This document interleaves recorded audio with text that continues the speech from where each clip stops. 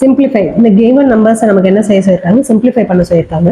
இப்போ இதை எப்படி எழுதலாம், 3 இது ரெண்டே மல்டிப்ளை பண்ணால் பவர் -6 இன்ட்டு இதை மல்டிப்ளை பண்ணால் 2 power -6 by 2 power -8 into 3 power -4 into 4 என்ன செய்யலாம் 2 ஸ்கொயர்னு பிரிச்சுக்கலாம் பவர் -2. அப்போ இதை எப்படி எழுத முடியும் நம்மளால 3 power -6 into 2 power -6 by 2 power -8 into 3 power -4 into 2 power 2 2s are 4 இப்போ -4. இப்போ 3 எல்லாம் என்ன செய்கிறோம் நம்ம மேலே எடுத்து 2 எல்லாம் மேலே எடுத்துகிட்டு போகிறோம். இப்போ 2 பவர் -6 மேலே ஏற்கனவே இருக்குது.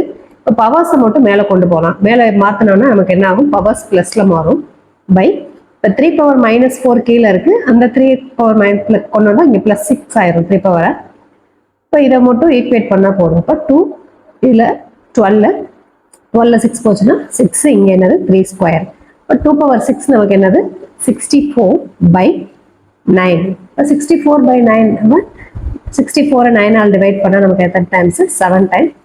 இப்போ 63 1. இது எப்படி எழுதுவோம், மிக்சரில் எழுதுறது இந்த ஆங்கிளில். இப்போ 7 1/9 அப்படிங்கிறது தான் இதோடைய ஆன்சர்.